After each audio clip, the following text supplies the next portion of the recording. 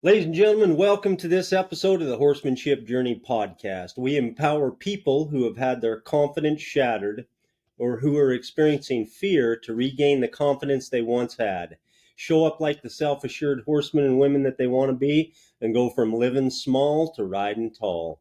Today we're proud to present David George Brooke, that gratitude guy. David has been a speaker, a coach, and a best-selling author for over 25 years. His published works include That Gratitude Guy's Daily Gratitude Journal, Monday Morning Minutes, 6-Word Lessons to Embrace Gratitude, and a number of other books on gratitude. He is considered a leading authority on how living a life of gratitude can enhance and improve your life both personally and professionally. David, thank you so much for taking your time to be with us today. Appreciate you. Thank you, Shane. It's great to be here. I so appreciate the invitation. And I think when people ask me what I do, and I tell them, well, I spread the word of gratitude, and I do call myself that gratitude guy. But any opportunity I have on a podcast, speaking to groups, coaching, workshops, seminars, things like that, to explain to people how gratitude works and how a gratitude mindset, I jump at the chance because it's a mindset that's hard to be beat. And especially when you have challenges in your life and things like that, it's something that can really help you to manage it, because life is just this big roller coaster and we need help on the down cycles. The up cycles are easy, but we need help on those down cycles. So it really makes a big difference. Yeah, it seems that it does. Well, you certainly have an interesting journey. I've read a little bit about it. I was wondering if you could just tell us a little bit about where you first, where did this gratitude journey began, and where did you get to be where you are? You bet. You bet. Well, I think a lot of it, of course, we can trace back to our growing up and things. And I had a relatively normal growing up situation till about 30. And then things started to happen. My parents had gotten divorced, and then my mother died of cancer, and then my father took his own life. And so there were just a lot of things. And so I think, in a sense, I graduated from the University of Washington here in Seattle. And I remember thinking back then in my 20s and up to 30 in there, I'm going to need a coping mechanism, because everybody needs a coping mechanism, something to help them with the trials and tribulations, the ups and downs of life. And so to me, what was interesting, or maybe more sad than interesting, is there's a lot of coping mechanisms that are very destructive and deadly. And you see the drugs and the different things that people have, the pill abuse. My wife, unfortunately, died of a prescription pill overdose. She'd kind of gotten hooked on painkillers and things like that.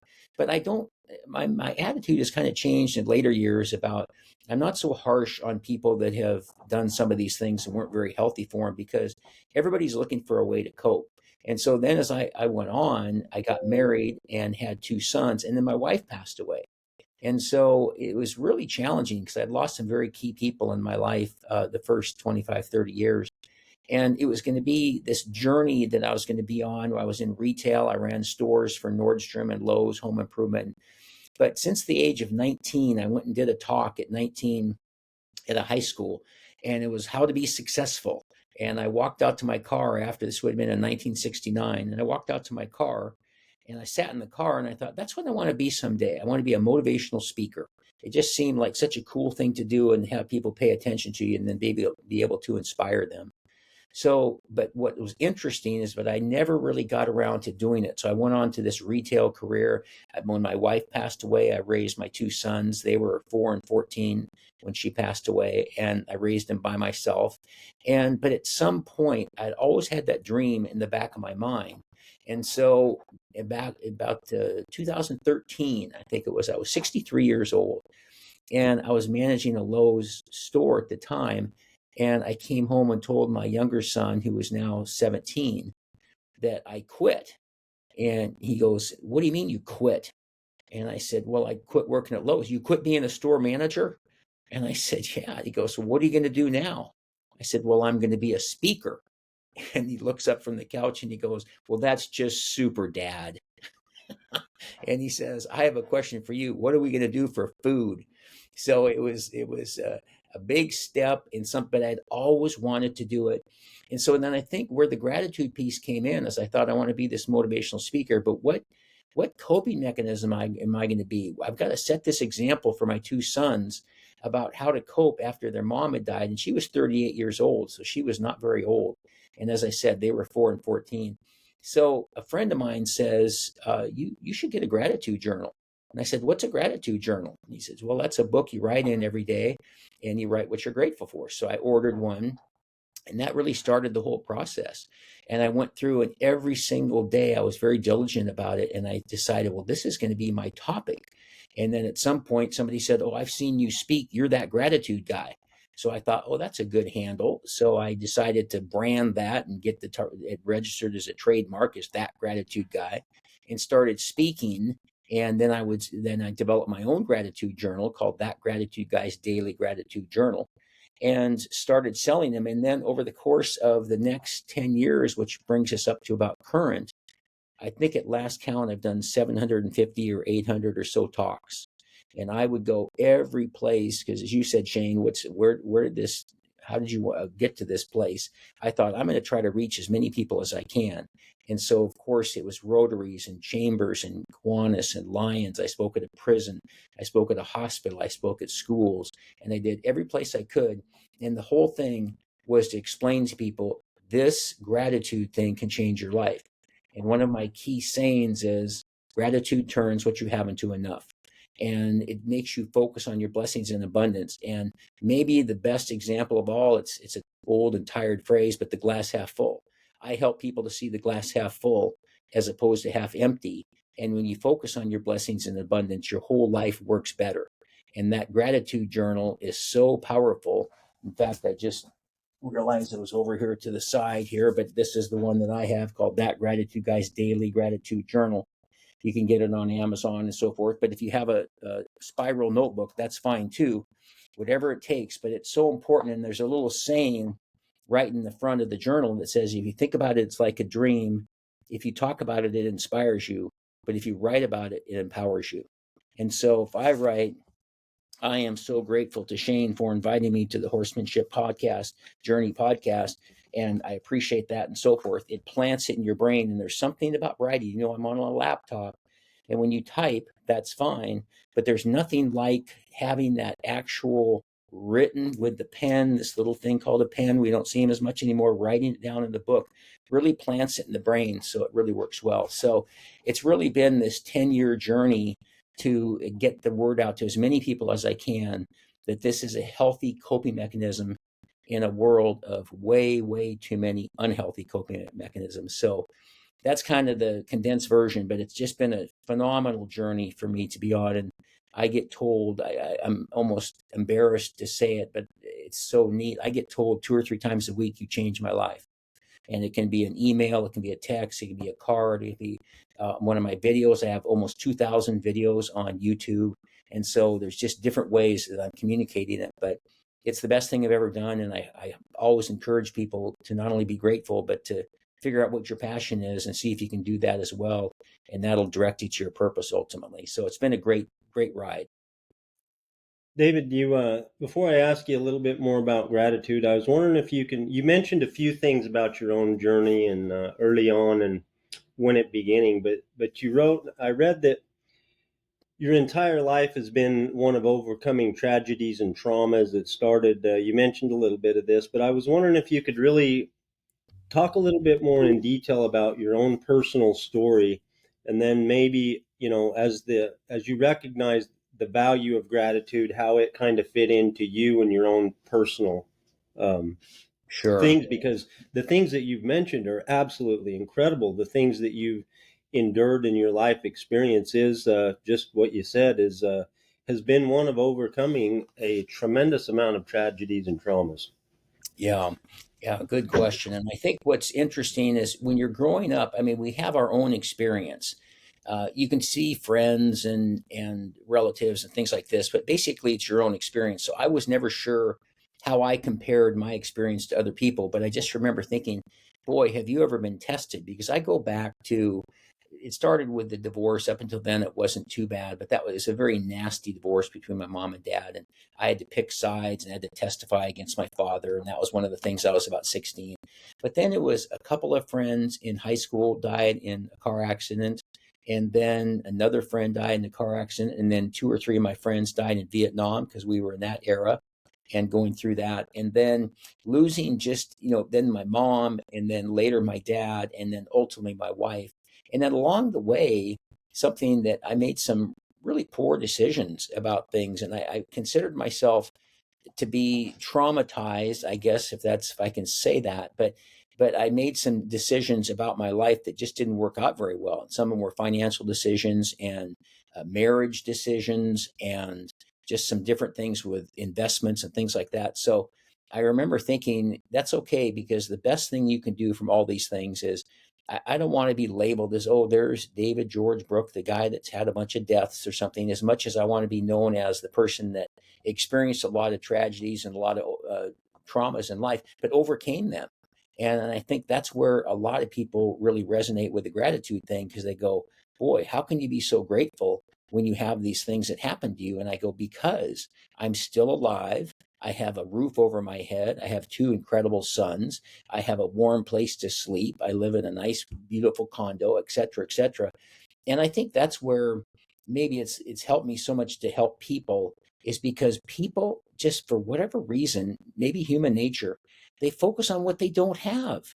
I go, what is wrong with you? You don't focus on what you have. Don't have. You have focus on what you have. And people say, well, he's got a better house, a better wife, a better husband, a bigger mountain cabin, a better boat, a better car. I mean, I think, what is wrong with you? Because you're never going to be at the top of some heap. There's always going to be people in front of you and behind you.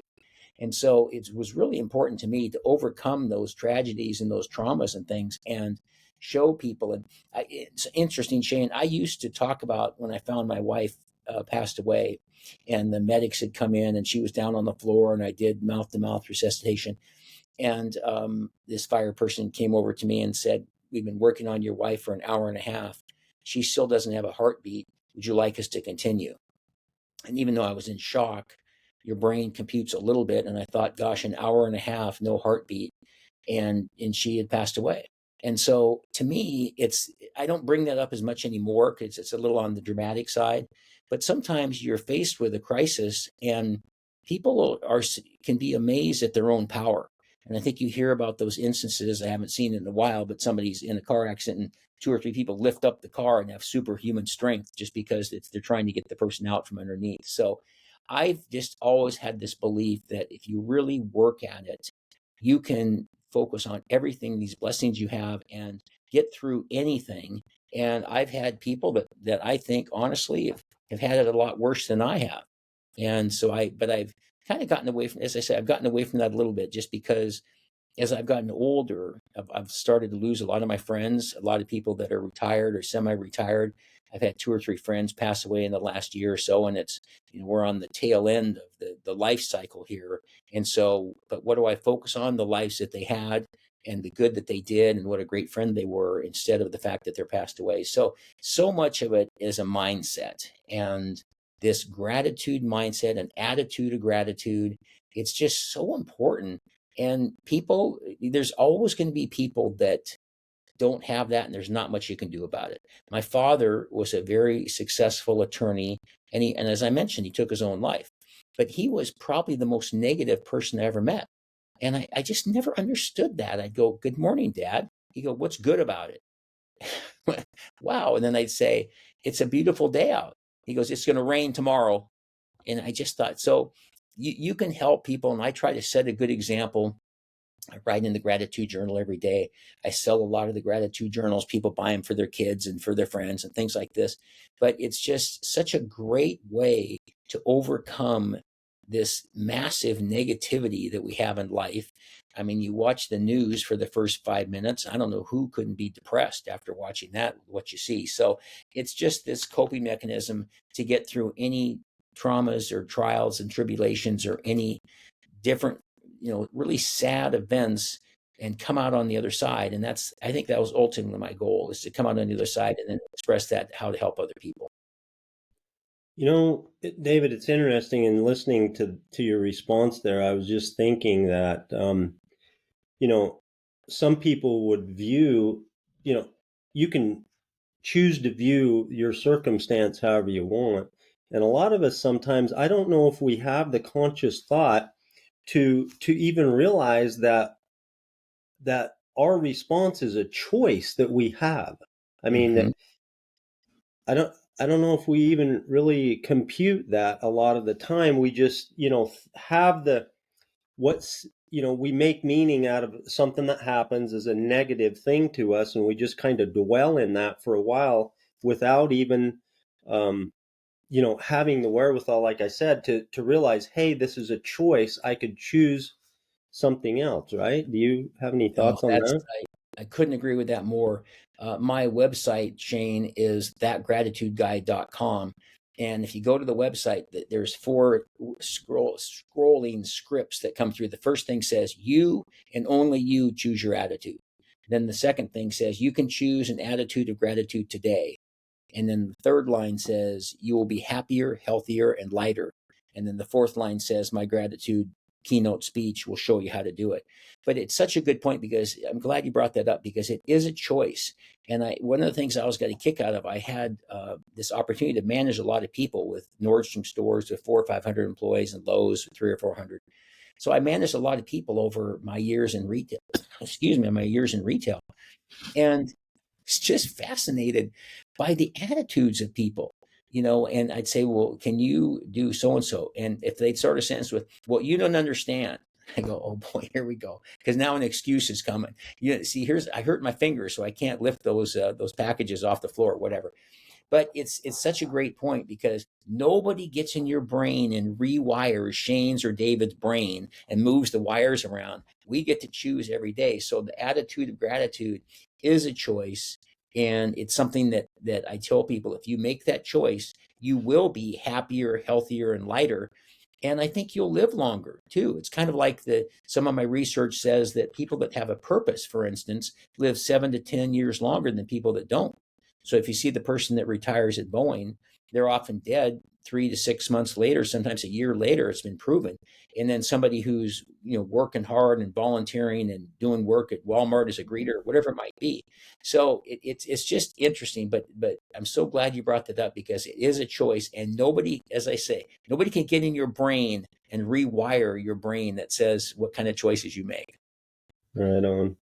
I was going to ask you more about that. You mentioned that you said that you've have some evidence, but about the physical, about actually the physical thing that that that if I'm to make this choice, David, that I'm going to on purpose, either start journaling or to change my thought process, right? And start Yes. thinking and start when I can recognize that I'm having a negative thought, and I recognize that I'm making this choice, that I can change that choice and have a new thought that is a thankful thought of gratitude.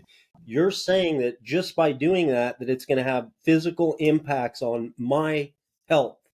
Absolutely, absolutely. In fact, I do when I do my talk, I have a little sheet that I read called "The Science of Gratitude," and it's not woo-woo science. It shows it's been proven through research and testing and different clinical studies that somebody who has a better attitude, has a gratitude attitude, thinks everything from a positive standpoint, has a healthier, longer life. They say that it's true that two people go into the hospital with the same disease. The positive attitude lives, the negative attitude dies.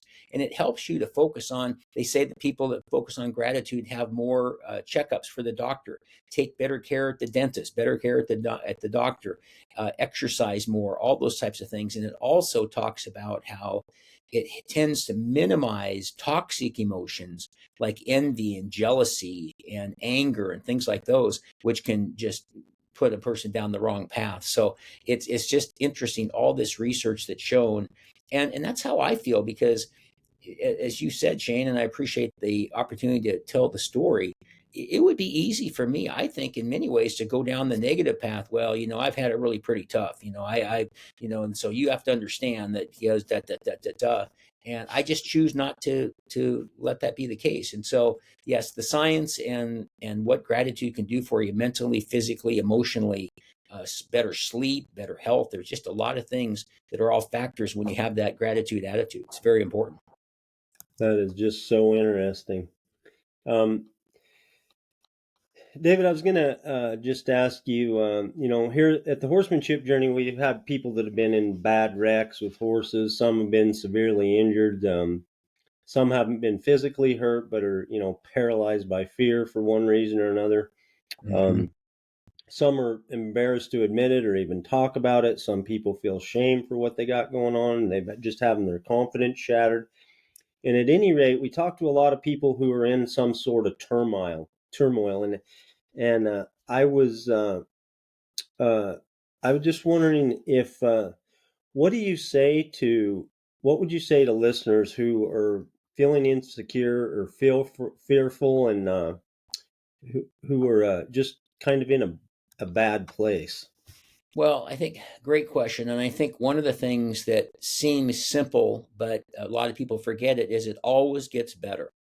I remember when my wife passed away, it was tough for my mom and dad too, but when my wife passed away, it was literally, I was just trying to get through the next 5 minutes and then get through the next hour. And then the boys are both going, "What's wrong with mommy? Why is she being taken away in an ambulance or whatever?" and so forth. So it always gets better. And I use the example too of if somebody's a runner and they are a fast runner and then they break their leg, now their leg's in the cast, so they can't run anymore for right now. So they put the leg in the cast, and so then it's on there for a month or two. Then they get the cast off, and then they walk a little bit, and then at some point they jog a little bit, and then at some point they run again. But you can't just go from a broken leg to running. So it's a process. And where gratitude comes into it for me, that I think is important, is I tell people, to your point, the people that might be struggling, just try gratitude for a week. And it's often the last thing I'll say on a podcast. If you have any final statements or things, and I'll jump the gun a little bit and say, you in this gratitude journal, it takes 5 minutes every day. Just takes 5 minutes. And of course, I could show you the page today where I wrote it this morning. I just don't ever miss a day. It's so important. But but even if you can't do 5 minutes, if you could just write down a word, one word a day for a week, or one sentence a day for a week, or two sentences. What are you grateful for? Think about something. And one of the things in here, I always have there's a template to this, and it has it kind of all broken down into, can't really see it that well, but it's the day and the date, and then there's the gratitude today, and then there's your special occasions, so you don't need a diary, and then there's 4 or 5 lines for what you're grateful for. Then there's a little highlight of the day where you write down what your highlight of your day is, and then on this side, that side is your gratitude intentions.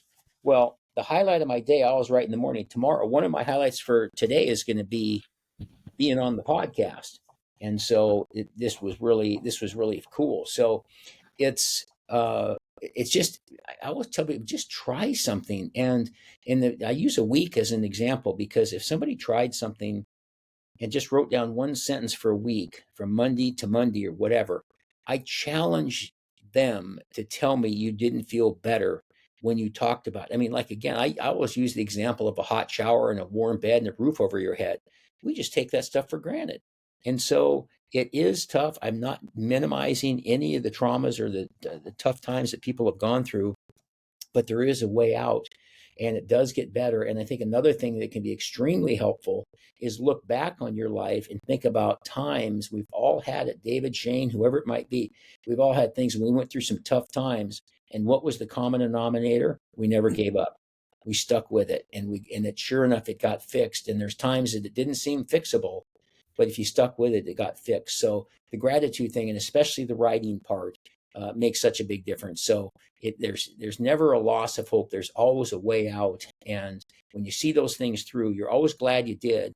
And the gratitude, and in this case, the gratitude journal, can really help you, so you can get back on your feet again, literally or figuratively. Yeah. David, you led off that response with the point that that we a lot of times we just see the immediate seems permanent, and that we really just can't see past it. Sometimes we're just like, we're so focused in on that. It's such a powerful point. I appreciate that. You bet. To just to have the realization that that the immediate is not permanent. Well, That's a it's so super. true. And I think it's out of the Bible, this too shall pass. It's so true. And that's why I think that when you look back on your life historically, it's easy to forget because it was solved now. But when you solve those things, there was a time where it seemed pretty daunting and like, I don't know how I'm going to get out of this mess, but you stuck with it and you did. And that's why another subject for another time, which I just think is always so challenging, is my father's was a suicide. I don't think my wife's was a suicide. She took too many pills, but I've lost 2 or 3 friends to suicide. And the comment that somebody once made, it's a permanent solution to a temporary problem, is really very apt because it's tough. Yes, it's tough, but this too shall pass. And the thing that I just preach endlessly about gratitude and the gratitude journal, there's some tools that you can have to help you. And when I do my talks, I do 2 or 3, well, maybe more like 4 or 5 exercises in about a 60-minute keynote talk. And they're on little cards I pass out to people. And the whole idea is they'll take this card after they've written these things on it on the front and the back, and then they take it home with them and put it on the refrigerator or the bulletin board or the mirror. And then they're constantly reminded of these things they wrote about what they were grateful for. And it plants it in your brain because it's easy to get a message, whether it's a keynote speech or a podcast, whatever, but what do you remember tomorrow? So it's neat to have those things that just remind people. And that's why I feel so strongly about the gratitude journal, because it's just such a great tool, and it just, again, plants it in your brain every single day. Excellent. I appreciate that, David. Where can people find about you? What's the best way to find out about your speaking and the other things that you offer? Well, thank you, Shane. So the first and best way is thatgratitudeguy.com. That's my main website where you can get my books and speaking and all that, and then see about my speaking and so forth. I also have a website. I do a lot of coaching, a lot of people that want to get coached on gratitude, and that is davidgeorgebrookecoaching.com. And that's the website specifically for that. A lot of people like my YouTube videos. As I say, I do usually 1, sometimes 2 a day, and I've got just about 2,000. And you go to YouTube and you can subscribe at David George Brooke, and that'll get you the YouTube videos. And there's a whole host of them that are all sorts of topics around gratitude and so forth. And then on the website, like I said, you can get the gratitude journal too. And so and it goes right to either order through Amazon, or if the one on the website is there, whichever you choose. So excellent. Excellent. Very good, David. We appreciate your powerful message. You definitely brought value to this show and to our listeners today. We so much appreciate your time, and we wish you continued success. Ladies and gentlemen, David George Brooke. Thank you, Shane. Thank you, everybody.